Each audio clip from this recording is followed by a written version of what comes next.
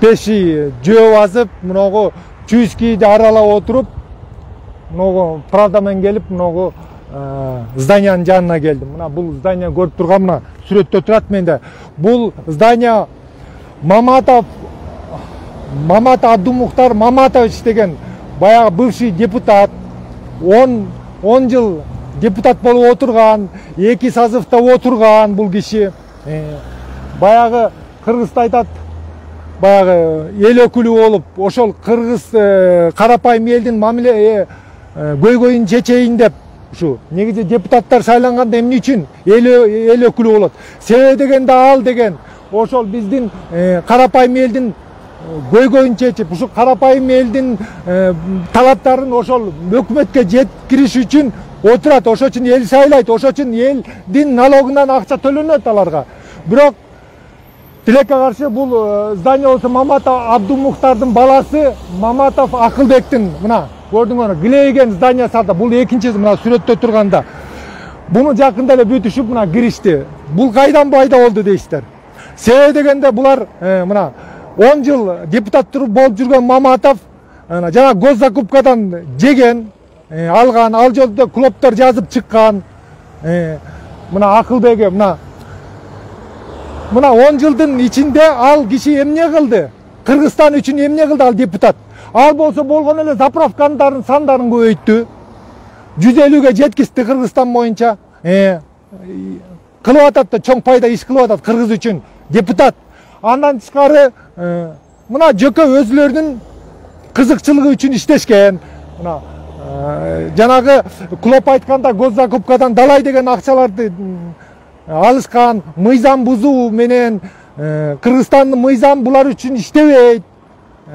Депутат болсоң, мына депутат болсоң сен кудайсың. Тем более бул Маматов мына ушу 10 жылдын ичинде мына ушундайлерди, мына карапайым элди, мына мен үйүм мени башкылап бүгүнкү күнү соттор менен сүйлөшүп алып, менин үйүмдү жокко чыгарып атат. Себеби дегенде булурдун баласынын азыйысы нарушение, өрт болсун, бүт нарушение, эч кандай архитектура разрешительный документтери жок выявлять эткенде кандай эле мага тийишесиң? Мен депутат, мен кудай болсом бул Кыргызстандын, сен карапайым какой-то таракан мага аймаласын деп бүгүнкү күнү соттор менен сүйлөшүп менин үйүмдү жокко чыгарып атат. Мына экинчи станция. Эмне деген акыйкат деген кайда? Урматтуу президент, мына бүгүнкү жаңы бийликтин өкүлдөрү, мына сиздер келип, мына эл сүйүнүп, мына 30 жылда мына Кыргызстанда кандай абалга жетип калды? Ошонун тартипке келтиребиз, адилеттикке алып келебиз деп мына айтып элди сүйүндүрүп жатасыңар. Мына бүгүнкү күнү мына Маматов, мына Мамат Абдумухтардын баласы, мына Мамат Акылбек деген, мына көрдүңүздөр, мына миллиард деген сомдорду жеген, анан онда здание салбаганда эмне кылат? Канча деген мына телевиденияда оногу апрелде де айтып атат бүттүгүн. Качан булар кузат? Качан булар ошол өкмөткө ошону алган мыйзамсыз акчаларын төгөт? Мына бүгүнкү күнү өкмөт болсо кыйналып жатат. А бул Маматов деген эч качан кишини укпайт. Бул деген биз деген карапайым кишилер, бул үчүн биз адам эмеспиз. Бул ошол бул өзүнү шунчалык кудай, бүгүнкү күнү кудай сезип алган. Мына азыр болсо офисинин жанында турабыз. Мына килейген офиси, бул экинчи офиси. Биринчи офиси тиякта Исановада калды. Себеби дегенде мына акчаң болсо, мына шаардын ортосунан мына здание жер алып, мына жерге килейген,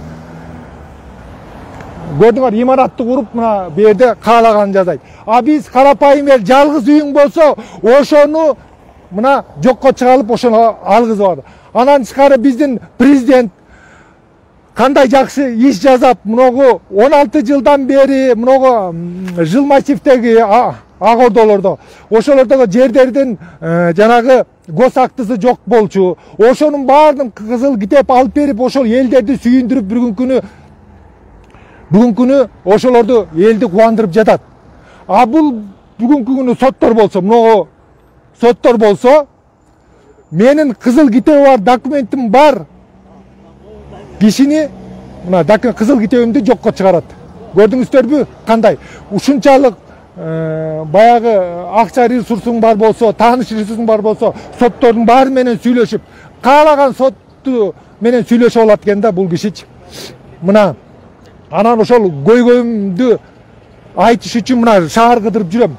Мына ушинтип өкмөткө, президентке жетсин деп. Мына эртең да чыгам, бүрсүгүнү да чыгам, Кудай буйрса мына шаар кыдырып баягы ниет кылып атам, буйрса президентке жетер ушул. Урматтуу Садыр Нуркожоевич, мени жеке кабыл алып коюңузду суранам. Мен арыз менен сизге кайрылгам. Сизден башка эч ким чече албаганын сездим. Себеби дегенде мына бул жерде айтканда 3 жылдан бери мен барбаган мамлекеттик инстанция калган жок. Бүттүгүндө болдум. Бирок тилекке каршы баары алсыз. Бул Маматовдун жанында алсыз экен. Маматов Кудай. Бул Кыргызстандын Кудайы ушул Маматов. Каалаган жазайт. Булга мыйзам жок. Мына мерде жазылды. Каалаган жерге барып, каалаганыңа келип атат. Ошондой ар ким буга чыккан кишилердин баардыгына монтип жооп берет. Бар колуңа келгенди кылып ал дейт. Көрдүңөрбү? Эми бул эмне деген мамлекеттеги мындай көрүнүш, туура эмес көрүнүш. Себеби дегенде монтип карапайым элдин биздин укугубуз тебелеп тепселенип атат. Мына ошон үчүн сиздерден суранам, урматтуу бийлик өкүлдөрү, көңүл буруп коюңуздар. Мондай көпөстөрдү ордуна коюп ушундайды татып койчу биякта. Мына могу жерде мына мондай заңгырага мына эмелерди куруп алып бу жерде карапайым элди тебелеп жатат. Мына мен укугумду бүттүгүн соттор могу 3 сот. Бүт далил документтери, бүт аргументтерин бүттүгүн апарып ошол жерде көрсөтүп атканда да баарын угуп башкача Маматовдога ылайыктап чечим чыгарып берип атат. Ошон үчүн бүгүнкү мен сотторго ишенбейм. Ишенбейм мен сотторго. Ошон үчүн мен даже ошол сотумду ачык болгонун каалайм. Ошол көпчүлүк эл соттосун ошол сотум ошол далилдеттикте ошо. Себеби дегенде могу бүгүнкү сотторго ишенбей калдык. Ишенбейбиз. Себеби дегенде Маматов каалаганы менен сүйлөшө алат. Любой инстанциядагы любой эме менен сүйлөшө. Ошон үчүн мен только элге салам. Мына урматтуу кыргыз, ошол ушинтип жаның кейгенде ушундай чыгат экенсиң, адилеттик жоктугунан чыгат экен эл ушинтипчи. Ошол болду, рахмат сиздерге, баарыңыздерге. Ушуну менен бөлүшүп коюңуздарды суранам. Рахмат. Урматтуу кыргыз элим, мына бүгүн да мэриянын имаратынын алдына чыгууга туура келип атат. Себеби дегенде мындан чейин канча жолу айтып жүрдүм. 3 жылдан бери акшып атам, бирок үнүм таза жетпей койду да. Бүгүнкү күнү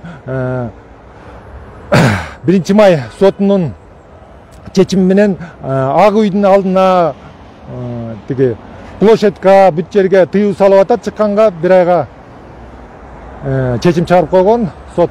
Ошого байланыштуу биз болсо бүгүнкү күнү мен болсом ушул уруксат кагазын алып мэриянын алдына, мына имараттын алдында турам.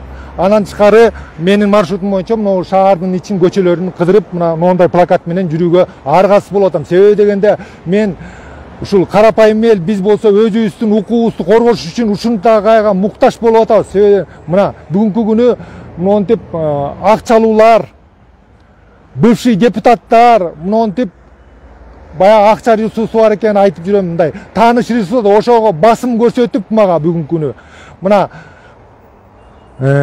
менин үйүмдүн, мыйзамдуу үйүмдүн баягы кызыл китебин жокко чыгарып атат. Соттор менен сүйлөшүп алып. Себеби дегенде сотторда ушулардын мыйзамсыз болсо деле, мыйзам жол бербесе да ошолордукун аткарат экен. Мына ошол буга чейин да чыгып жүргөм.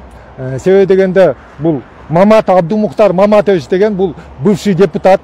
Бул жөнүндө интернетте абдан көп маалымат бар. Бул жерде да анан дагы да айтып кетем. Азыр ошол бүгүнкү күнү ушул кызым көрсөтүп, мына бүт соттор менен сүйлөшүп, монтип үйдү жокко чыгарып атат. Себеби дегенде мен бул Маматовдун АЗСынын мыйзамсыз экенин, мыйзам эрежелери норманы бусканын далилдеп чыкканына байланыштуу эмне үчүн бул бизде эми баягы өзүн байманап сепкен кишилердин бири. Эмне үчүн менин ушундай быкыйым чыгарасың деген мааниде мына сага көрсөтөм. Мен керек болсо бүт эме болгон баардыгын колго алып койгом. Колуңан мына эмнеде сөзү бар. Бул колуңан келгенди кыла, каалаган жериңе кайрыл дейт. Мына ошол мына 3 жылдан бери барбаган, кирбеген жерим жок. Ошол үчүн бүгүнкү бул акциянын бир эмеси бул биздин президент Садыр Нуркожоевичке кайрылып атам. 3 жылдан бери айтып атам. Мына урматтуу Садыр Нуркожоевич, мына сизден башка чече турган киши калган жок. Болгон мамлекеттик структуранын баарына кирдим. Баары алсыз болот экен. Бул кишинин жанында алсыз экен. Мына бүгүнкү күнү мына укугубузду тейлеп, карапайым кишинин укугун тейлеп атат мына ушундай. Анан сиздиге жакында эле президентке кирүү, жеке кабыл аласына кирүү деп өзүм арызымды тыштадым. Анан тышкары сизге да мына эфир боюнча кайрылам. Мени кабыл алып коюңузду суранам. Мына сиз баягы эл ажоо, биздин ажообуз болгон журт атасы болгондон кийин монтип карапайым элдин үнүн угуп коюңузду суранам. Ошол анан дагы мына шаарда азыр шаардын көчөлөрүн Чуйский менен тетиги Правдага чейин жылам, анан мындайынан Кольцевой айланам, кечке чейин жөө пеший поход базам. Ушул негизги мен ошол. Анан журналисттер келип эме эфир алсаңар болот, интервью. Рахмат, барыңыздар, бөлүшүп коюңуздар.